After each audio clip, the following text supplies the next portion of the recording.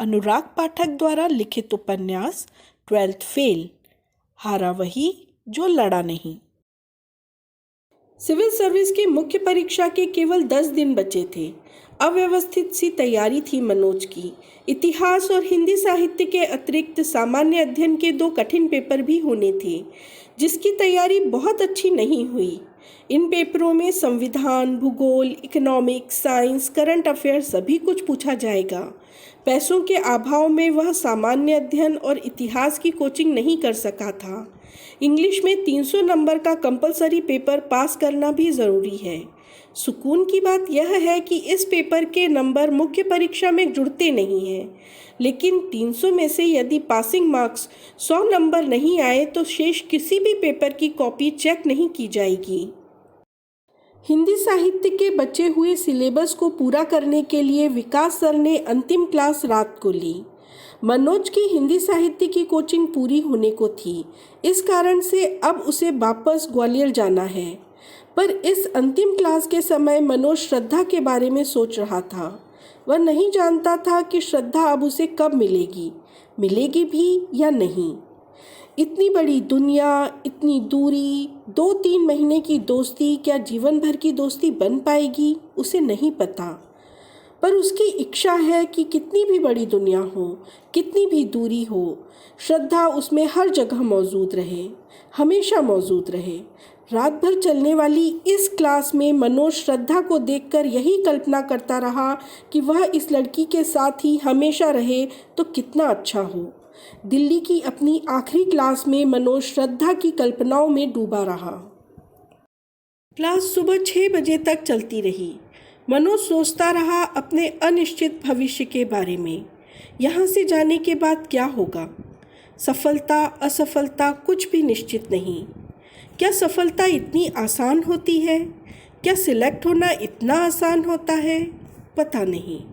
अगर सिलेक्ट हो जाए तो सब ठीक हो जाएगा। वह श्रद्धा से कह देगा कि वह उससे प्यार करता है। पर यदि अभी कह दे तो? श्रद्धा एक असफल लड़के को क्यों चुनेगी? आखिरी क्लास में उसके दिमाग में यही सब चलता रहा। क्लास खत्म होने के बाद मनोज ने श्रद्धा से कहा, श्रद्धा रुकना, मैं विकास सर से मिलकर आता हूँ। मनोज विकास सर से मिलने अंदर चला गया। सर को क्लास के लड़के लड़कियां घेरे हुए थे। मनोज को देखकर सर ने उसे मुख्य परीक्षा की शुभकामनाएं दी। उसने सर के पैर छुए और वापस बाहर आ गया। बाहर आकर उसने देखा श्रद्धा सामने के पार्क में बेंच पर बैठी हुई है। पार्क में सुबह की धुली हुई धूप निखर आई है। श्रद्धा के अलसाए चेहरे पर सुबह की पीली धूप सोने जैसी चमक रही थी। मनोज ने श्रद्धा से कहा, श्रद्धा, मैं आज शाम को ग्वालियर चला जाऊंगा। वह श्रद्धा को कुछ और भी कहना चाहता था, लेकिन उसकी हिम्मत नहीं हो रही थी। श्रद्धा ने आगे की परीक्षाओं के लिए शुभकामनाएं दी। मनोज, तुम बहुत मेहनती हो, तुम ज़रूर सफल हो जाओगे। खूब मेहनत से मुख्य परीक्षा देना।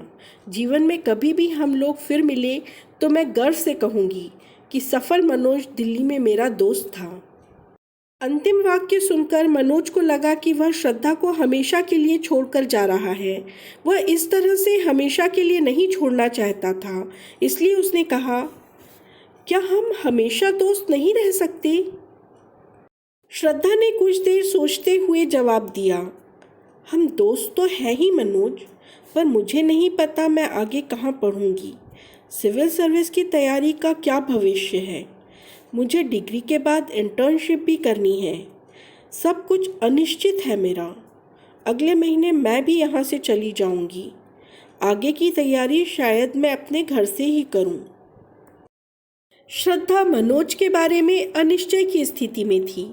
उसे नहीं पता था कि वह मनोज से कब तक और कितनी दोस्ती रखना चाहती है। मनोज को आज श्रद्धा अचानक अपने से दूर जाती हुई दिखी। वह उसे अपने से दूर नहीं जाने देना चाहता था, लेकिन जिंदगी की डगर सीधी सरल नहीं है। वह इतनी ऊबड़ खाबड़ है कि कोई भी सपना आसानी से अपनी मंजिल पर नहीं पहुंचता। मनोज नहीं जानता था कि वह एक बार दूर होने पर दोबारा कैसे ढूंढ पाएगा वह श्रद्धा को। उसने कहा, क्या तुम्हारा अल्मोड़ा का फ़ोन नंबर मुझे मिलेगा? श्रद्धा ने कॉपी पर अल्मोड़ा का फ़ोन नंबर लिख दिया। उम्मीद खत्म नहीं होती कभी। मनोज की इच्छा हो रही थी कि वह श्रद्धा की कॉपी पर रखी उसकी हथेली को थाम ले, पर बिना श्रद्धा की इच्छा के कैसे संभव होता यह। काश वह इस हथेली पर विदा के समय पेन से अपना नाम लिख पाता। सीने में दबी रही उसकी यह इच्छा। उसने अपने मन की बात कहने की फिर से हिम्मत की। श्रद्धा, मेरा अभी तक का जीवन संघर्ष में बीता है, पर मैंने सपने देखना कभी नहीं छोड़ा, न ही कभी छोड़ पाऊंगा। पता नहीं क्यों तुम्हें देखकर लगता है कि मेरे सपने ज़रूर साकार हो जाएंगे। मनोज ने अपने सपनों को श्रद्धा के साथ एक में एक कर दिया, पर श्रद्धा उसकी भावनाओं में नहीं बही।